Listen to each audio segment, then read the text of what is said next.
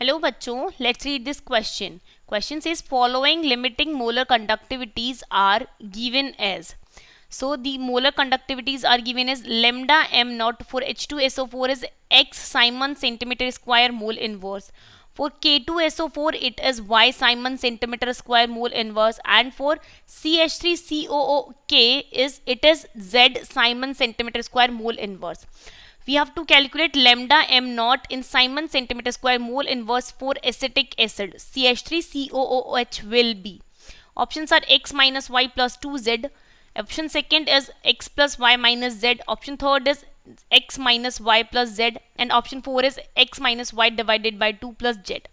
So here the key concept which is used to solve this question is, here we can write key concept.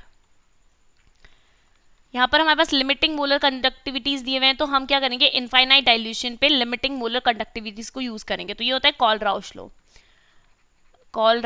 Law. So this is our key concept which will be use to solve this question. So यहाँ पर हमें acetic acid के लिए find out करना है, CH3COOH के लिए.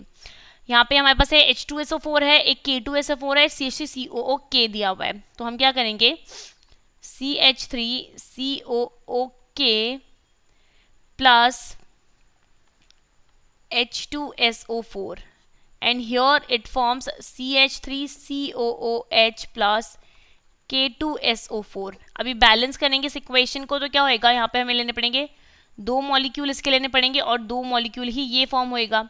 अभी बैलेंस देखो इक्वेशन का, यहाँ पे हमारे पास एक सल्फर प्रेजेंट है, हाइड्रोजन कितने प्रेजेंट है, 2 हाइड्रोजन, हाइड्रोजन है 8 हाइड्रोजन प्रेजेंट हो, यहाँ पर 2 हेयर है और 6 हेयर है, तो 8 हाइड्रोजन हो गए हमारे पास. ऑक्सीजन भी बैलेंस्ड है, पोटेशियम भी बैलेंस्ड है, तो ये हमारी बैलेंस्ड फॉर्म इक्वेशन है. तो हम अब इससे कैलकुलेट करेंगे. तो इस इक्वेशन को कैसे लिख सकते हैं, हमने यह जो CH3COOK के लिए दिया हुआ है वो है Z for CH3COOK, and for K2SO4 the value is Y, and for H2SO4 the value is X. और हमें कैलकुलेट करना है एसिटिक एसिड के लिए. तो क्या करेंगे हम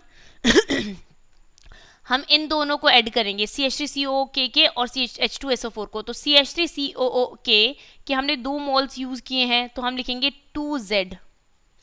2Z और H2SO4 का 1, तो H2SO4 के लिए x लेते हैं, तो 2Z plus x minus K2SO4 का भी 1 molecule, so minus y. So this will be equals to 2 of CH3COOH. So we have to calculate for 1. So this will be 2Z plus x minus y divided by 2. So Z plus x minus y by 2. अभी option match करेंगे, तो ये option दिया हुआ है हमारे पास fourth, hence fourth option will be the correct choice for this question. Hope you understood it well. All the best and thank you.